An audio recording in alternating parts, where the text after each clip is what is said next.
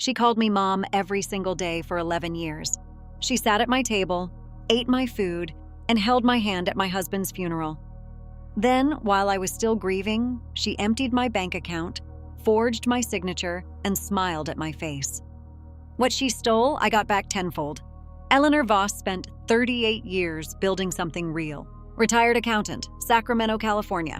A woman who balanced ledgers for a living and balanced life with the same quiet discipline. Her husband, Gerald, was steady, warm, and careful with money the way people are when they've earned every dollar themselves. They had one son, Marcus. Smart, successful, emotionally dependent in ways neither parent fully admitted. In 2011, Marcus brought home Priya, educated, charming, and almost immediately warmed toward Eleanor in a way that felt like a gift. By month 3, Priya was calling her mom. Eleanor felt it fill something she hadn't known was empty. Sunday dinners became a ritual, shared vacations, Priya helping sort household paperwork just to take the load off. Small gestures, consistent, convincing. Then in 2017, Gerald was diagnosed with Parkinson's. Eleanor's world narrowed to caregiving, and Priya stepped closer.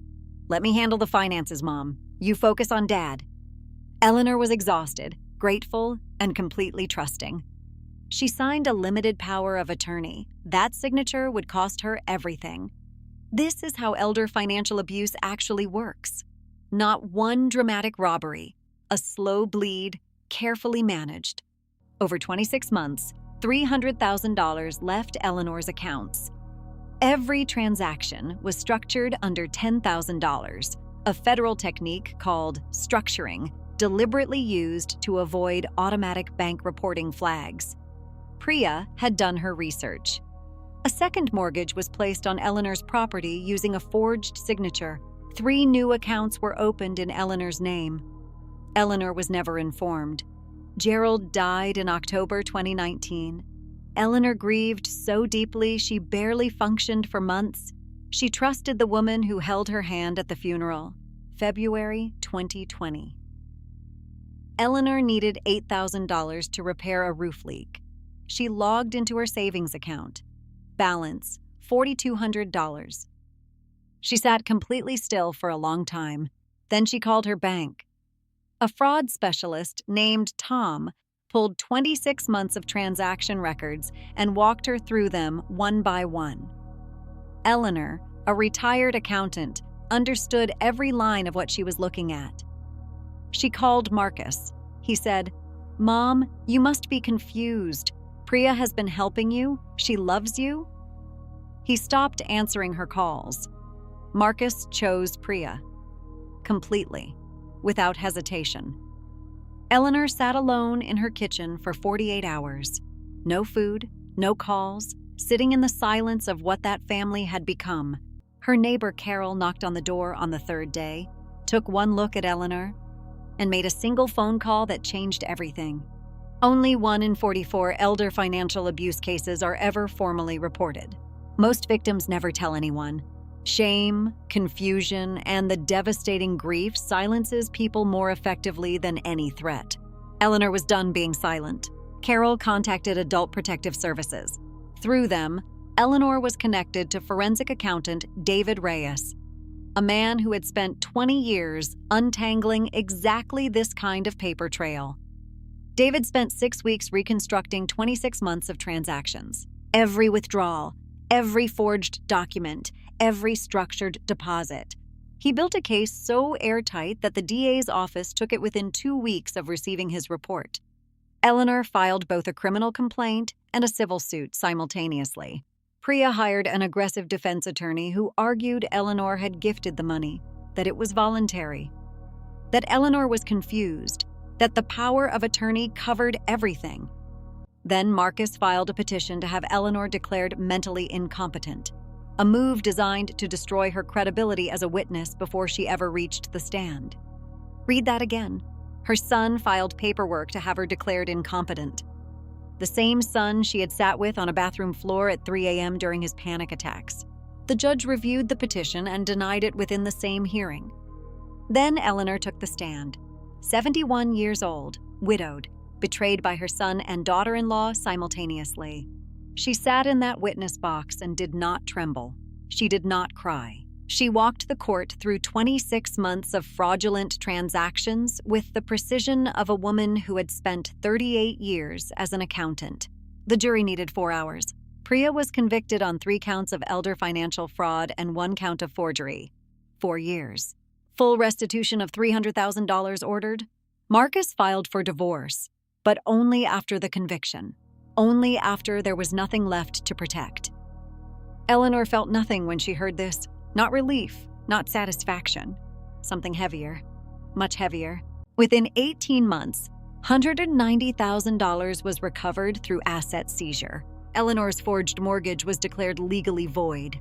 Full title to her home was restored. She stood outside the courthouse in the afternoon light, and her attorney asked how she felt. She thought for a moment and said, "I didn't win, I just stopped losing." Because here is the truth about financial justice that nobody tells you. Even when the verdict is right, even when the money comes back, even when the gavel falls your way, you still go home to a house where Sunday dinners no longer happen. You still wake up knowing your son chose the person who robbed you. The account balance recovers. The other losses don't have a number. Eleanor took 3 months before she did anything except breathe. Then she enrolled in a financial safety course at her local community center. Not because she needed it, she was an accountant, but because she needed to turn what had happened into something useful before it turned into bitterness. She ended up teaching the course. Then she created a free workshop she called Don't Sign Alone, a practical session teaching seniors how to understand power of attorney documents, how to set up independent account monitoring, and what warning signs of financial manipulation actually look like in daily life. Year 1, 40 attendees at her local senior center. Year 2, partnered with Sacramento County Adult Protective Services. The mission then expanded to 6 locations across Sacramento. By 2023, over 200 seniors had attended. 14 cases of active financial abuse were identified and reported directly from her workshops.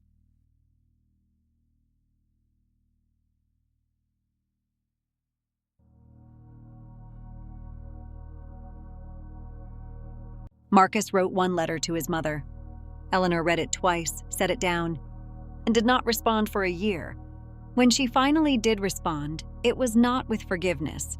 She was honest that she wasn't there yet.